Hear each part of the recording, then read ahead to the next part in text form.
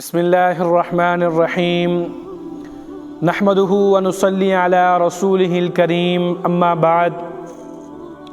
سامعین محترم، آج میں آپ حضرات کو امام اعظم امام ابو حنیفہ رحمۃ اللہ علیہ کا ایک دلچسپ سبق آموز واقعہ سناتا ہوں۔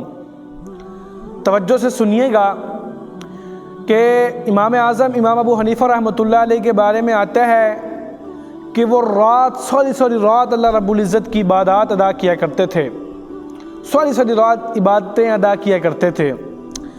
جہاں ان کا گھر تھا، ان کے گھر کے بالکل ساتھ ایک اور گھر تھا جو کہ ایک موچی کا تھا جو جوتے سلائی کرتا ہے۔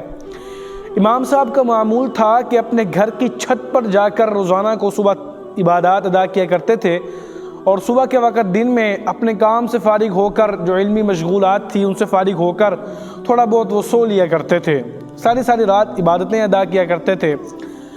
اب ساتھ جو ان کے ایک موچی کا گھر تھا، اب وہ کچھ نہ کچھ پیسے کما کر لاتا اور اپنا گزارا کیا کرتا تھا۔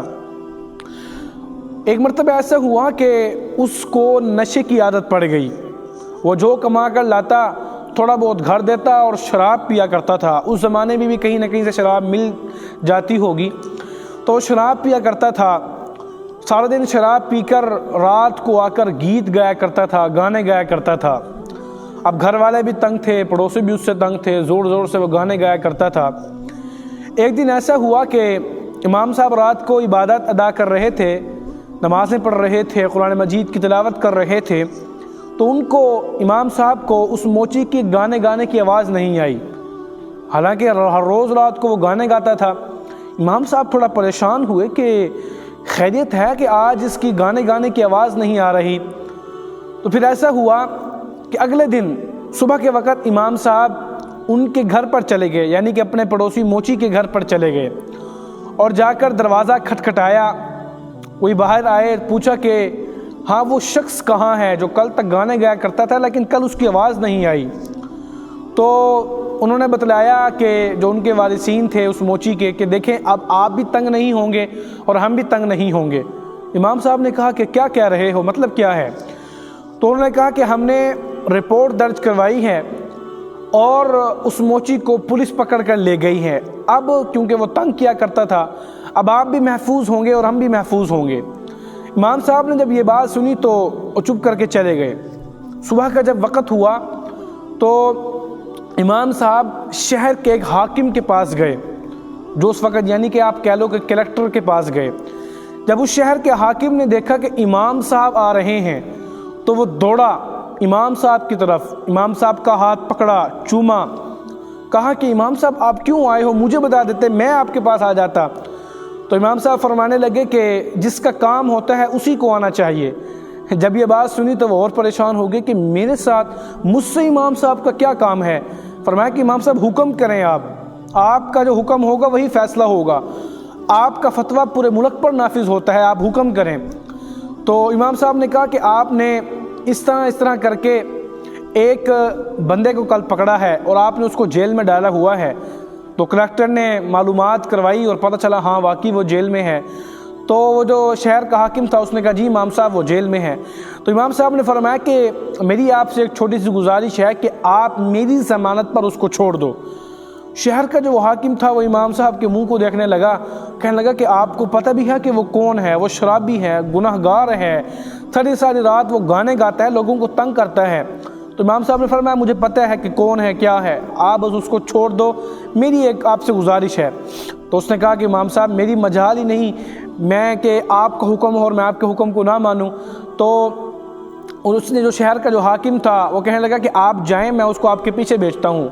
تو امام صاحب نے فرمایا نہیں، آپ میرے ساتھ اس کو بھیجیں۔ تو جو شہر کا حاکم تھا اس نے آرڈر جاری کیے اور وہ جو شرابی تھا موچی وہ رہا ہو گیا۔ جب وہ امام صاحب کے سامنے آیا تو اس کی حالت یہ تھی کہ وہ امام صاحب سے نظریں نہیں ملا پا رہا تھا کہ پتہ نہیں امام صاحب مجھے کیا کہہ دیں گے۔ تو امام صاحب نے اس کا ہاتھ پکڑا اور ہاتھ پکڑ کر ان کو اپنے گھر کی طرف لے کر چل دیے۔ لمبا راستہ تھا، پورے راستہ امام صاحب نے ان کو کچھ نہ کہا، نہ نصیحت کی نہ وصیت کی، نہ یہ کہا کہ تم شراب پینا نہ پینا، تم نے کیوں نہیں کی، میں نے تمہیں چھڑوایا، میں نے تم پر احسان کیا، کچھ نہیں کہا۔ چپ کر کے آئے، ان کو اس کے گھر چھوڑ دیا، خود اپنے گھر چلے گئے۔ اب رات کے وقت امام صاحب انتظار میں ہیں کہ اب پھر اس کے گیت گانے کی آواز آئے گی، لیکن رات کے وقت کوئی آواز نہ آئی۔ اب امام صاحب پریشان ہو گئے کہ کہیں دوبارہ تو اس کے گھر والوں نے اس کے ساتھ کوئی برا سلوک تو نہیں کر دیا۔